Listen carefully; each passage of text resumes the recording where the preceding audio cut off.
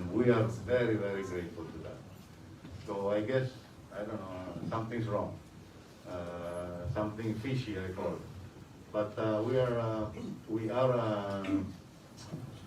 are looking into filing a TRO to stop the importation.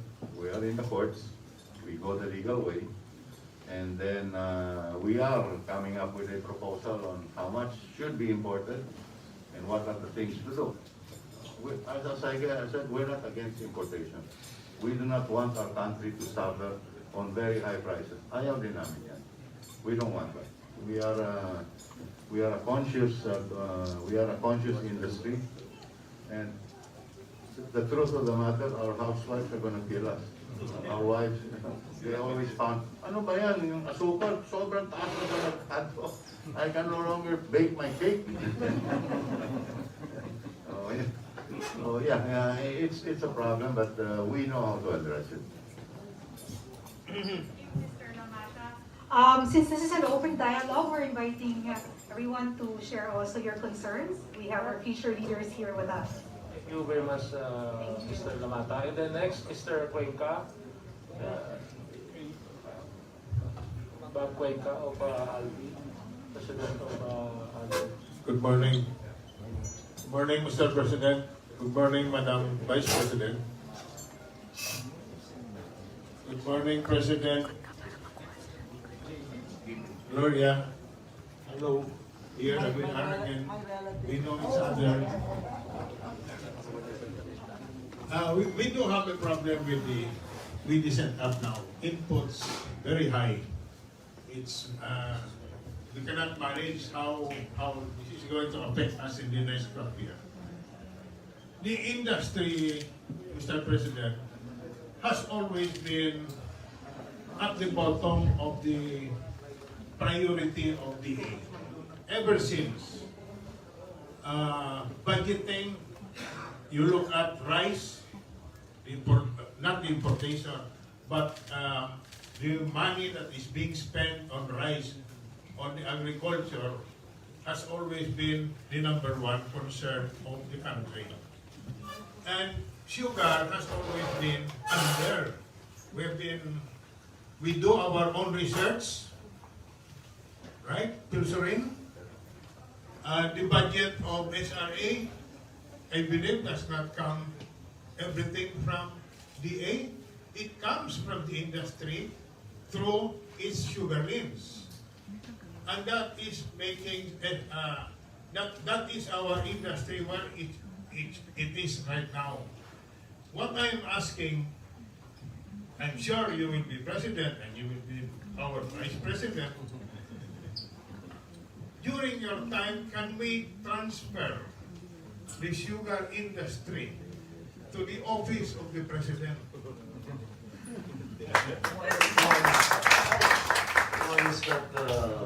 Why would that be to your advantage? During the time of your father, we were under the office of the president. And that was the time that the industry was exporting. We were not importing. You were the biggest dollar earner for the Philippines. Yes. And suddenly, look where we are. We are really, because the priority of government is not sugar, but we have been the whipping. But every time there's a high price, it's always the planter. It's always we are not. We don't control prices. We sell every week, and you know all of that. We know that. But with this plan of maybe it needs a little more refinement, but if we are under the office of the president, then we go direct. We don't have to go through DA.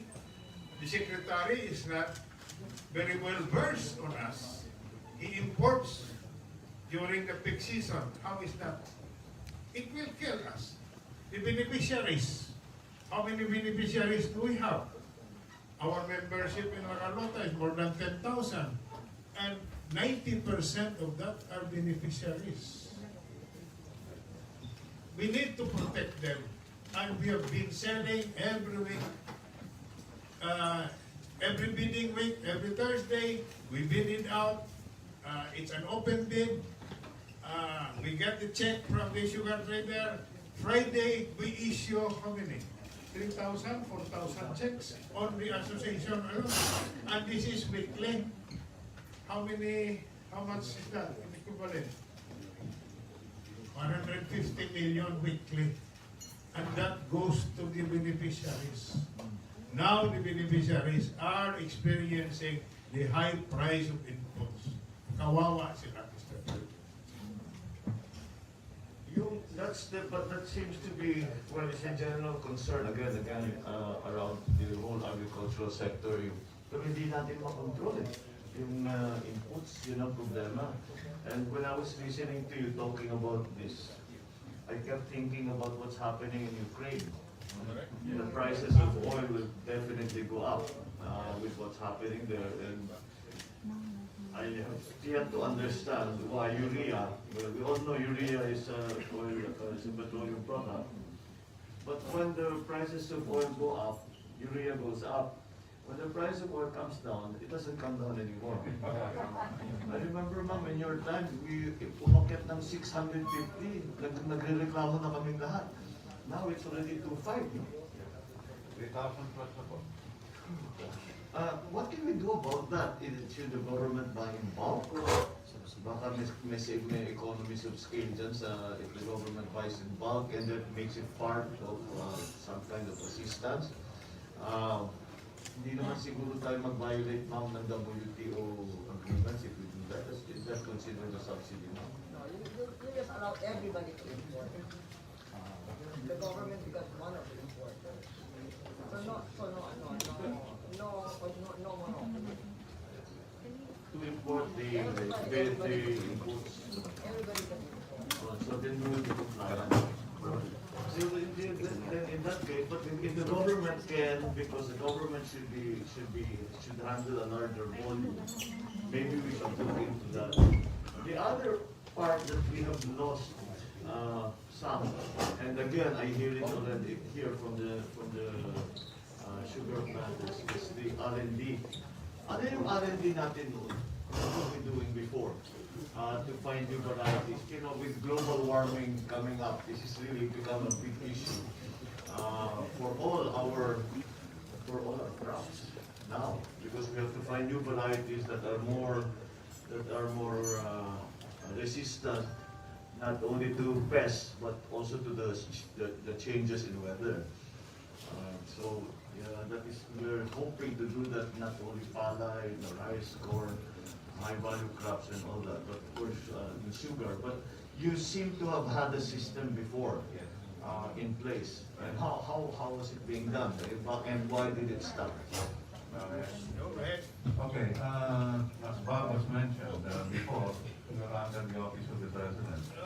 And the DA was forced to give out budget for R&D under the Pilsurin. Who conducts the R&D? Yung government po, but Which agency? SRA, Sugar Regulatory Administration. We had here in La Granja, the biggest station, I think 150 hectares, no, or 200 hectares, earmarked for R&D. And completed laboratory, very nice, very beautiful. Thailand was copying here. And unfortunately, they pirated all our scientists. They brought it to Thailand. So we were that good. We were that good. But then, as what happened, it no longer was under the office of the president, no more budget, wala. So, us, through our efforts, we leaned ourselves to put up an R&D, which is called Pilsurin. But of course, we can only afford so much. We're not government. We have an expansive budget. So we're just chugging along, but very slow. But if we just talk about funding, will that solve the problem? Oh yes, definitely. Oh yes. Immediately. Yes, all right. So those are the only aspects now that we are seeing in the rest of the agricultural sector. How is your yield as compared to Thailand, for example, or all the other exporting countries? Are we very far away? And then yung cost of production, and then the labor component of the cost of production as compared to others. How do we compare? Well, we're not that far off as far as production is concerned, Thailand and the Philippines. But their cost of production is lower because they are subsidized by the government. Their electricity is very low.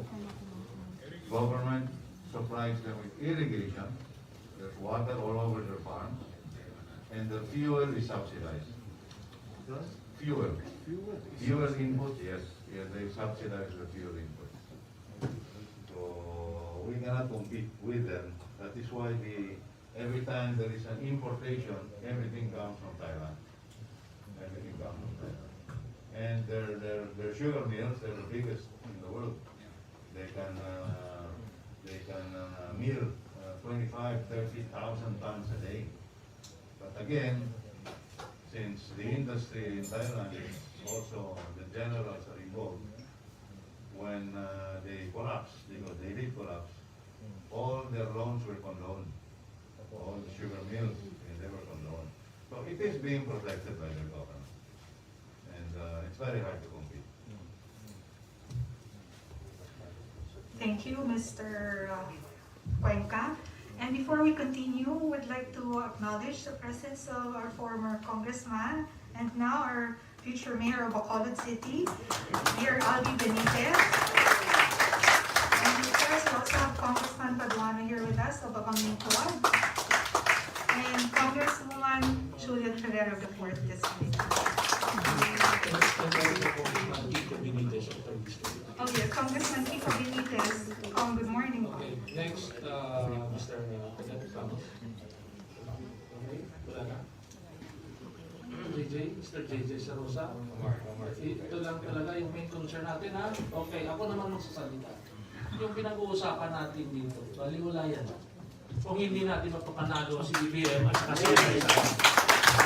So yung first step natin muna, panaluin natin yung senador na nandito at saka yung team uniteam ni Inday at saka ni BBM. Okay? Yes, sir. I'm sure the senators have this brilliant minded with regards to the sugar industry. Especially makatulong sila sa atin. Now we will support them because sila yung makatulong sa atin. Yung line yan, we will support them because sila yung makatulong sa atin. So, okay na yan. Tuduhan ta si Bbm Sara. Please. Para pagbalik naman ko sa Malacanang, tanan niya taga-negos nag-support mga planters, landowners, ga-expand kita. At ubang, hindi kita mahuya. Kay Inday Sara, kay BBM. Ari na tanan sa aton. We have these 28 mayors out of 31. Parating pa yung isa na 29 na. We have these 6 congressmen. 8 na congressmen kasi hindi lang Bacolod kay Kong Albi. Half of Bacolod. Pero yung district niya sa 3rd district, solid. Inday Sara, BBM, and uniteam. So kanina, yung mga mayor sa taas, okay na sila. And then we have this short time lang sa inyo. So pasalamat tayo sa kay Ma'am GMA nandito. Ma'am, Madam, thank you very much. Langga kaginamot sa Negros.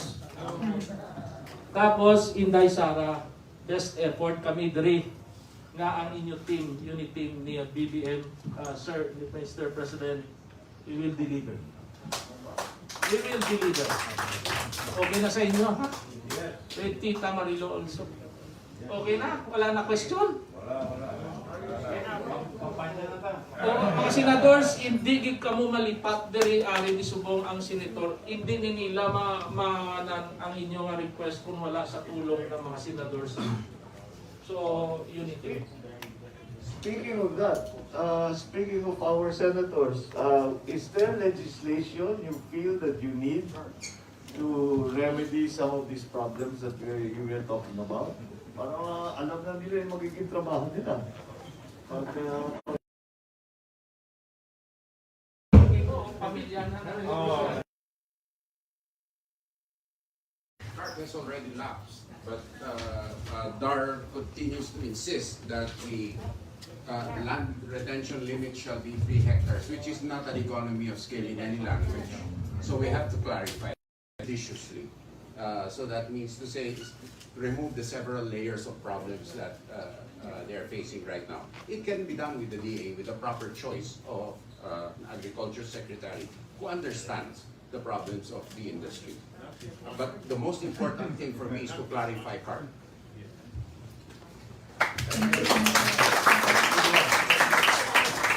If you have any other input from our, yes, Just take your cue from Senator Selwyn. He's been helping the sugar industry ever since. Thank you, Mr. Senator. Just to add, though, we actually signed a resolution, including myself, to postpone the talks on liberalization of the sugar industry. And I signed that precisely because I really feel that the problem should be focused on the inputs. Because, for example, urea, we don't have a fertilizer industry. Oil, we don't have an oil industry. So by allowing importation, we're actually going to put a lot of pressure on the sugar industry, while the input industry is actually non-existent. So in other words, we should really train our guns on the inputs by allowing importation of inputs, maybe looking at the tariff arrangements on inputs, so that the production of sugar will go down. So that's the reason why I signed it, because we're actually applying the wrong medicine to a problem in the sugar industry. In a nutshell.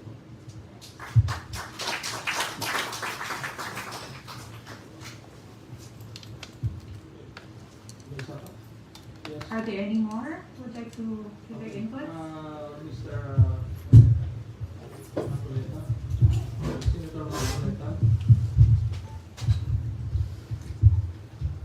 Just to add a few cents in the discussion, Mr. President.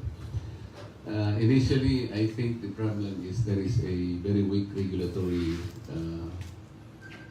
function here of the SRA.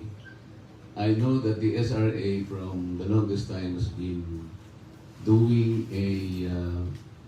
an annual forecast of yield. They try to approximate the total yield or production of sugar.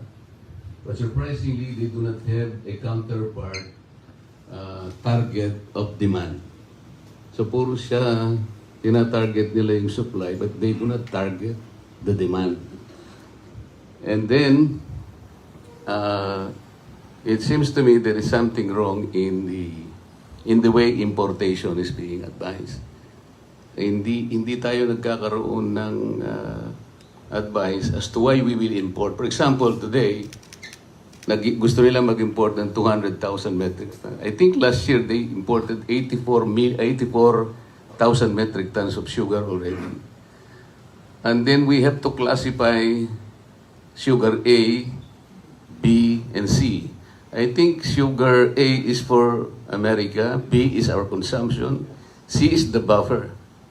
Wala ko nakikitang buffer, Mr. President. This is where we are really lagging behind. And then, kung titingnan natin yung 28 sugar mills, I think 12 of them are in Negros, in Panay, Cebu, and Leyte, supplying about 56% of the production. Matatanda na itong mga ito, Mr. President. Kaya nga, nagsasuffer din yung production. If you compare it with Thailand, there is a wide gap between the production in Thailand. Kasi masyado ng matanda. Yung iba kasi, yung parang sineta pa ni Ferdinand Magellan, Mr. President. Ganun nakatanda yun.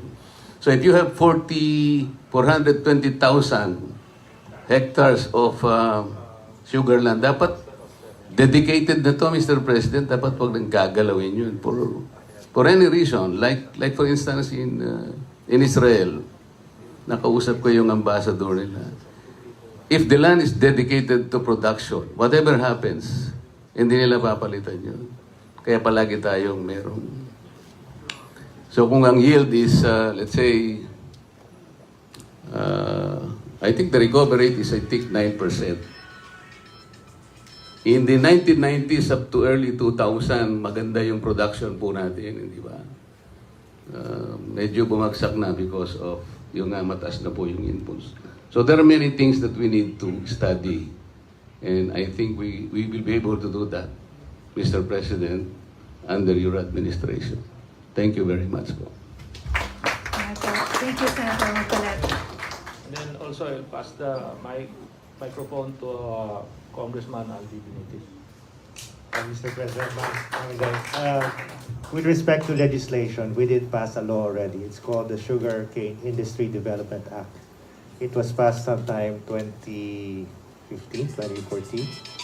and that was with all the support of the industry, which mandates the national government to appropriate a minimum of 2 billion per year.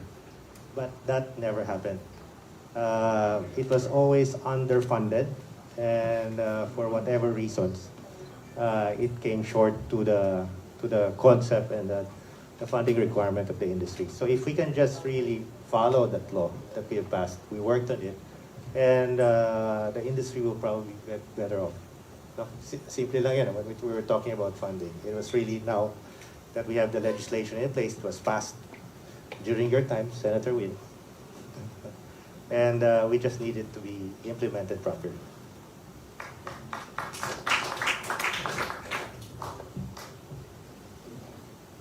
Senator Gadon.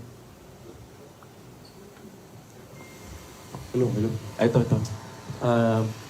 Earlier, before we started this meeting, GMA, President GMA, short talk with the planters.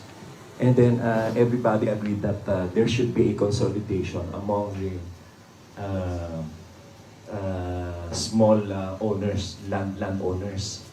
And that I suggest that if that is a solution, one of the solutions, why don't we initiate the consolidation now, even without legislation? And we can try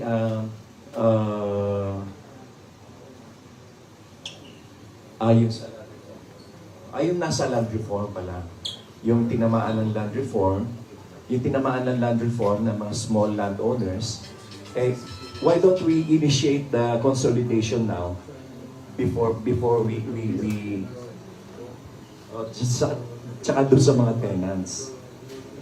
It can be an internal arrangement among them before we proceed with the legislation on consolidation. Because okay,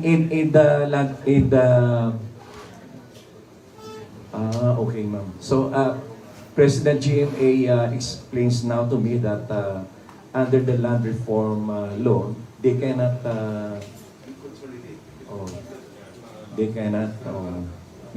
so we really need a new legislation for that. And the uniteam, the senatorial candidates will of course support these efforts. Pag nanalo kami, tama sabi ni Vice Gov. Thank you. Dalawa na lang because may schedule din si Madam Vice President at saka si Mr. President. So, 2 more questions or okay na? And then sa mga senators, ready pa pahinga for the rally later? Oo. So, okay na? Yes. Mr. President. Yes, Kong Kiko of the 3rd District.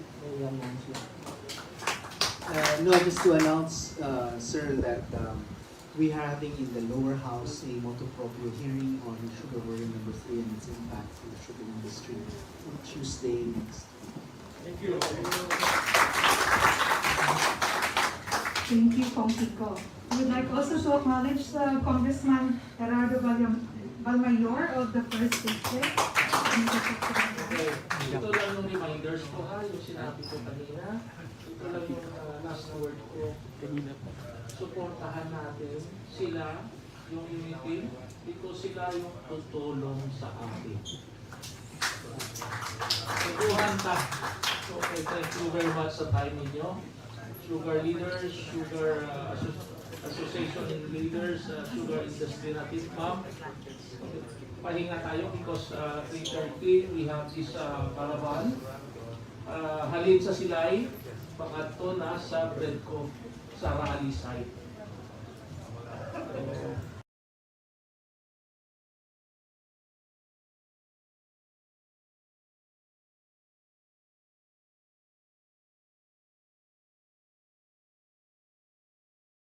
2022 o 75 2022 So ayun guys, national at and local yun lamang elections. muna ang update natin Patuloy ngayong po araw natin na ito. suportahan ang kandidatura Ayan, ni at Bongbong ito, Marcos anuhin at muna ni natin Mayor si Inday. Kuya Tapuan. Ayan.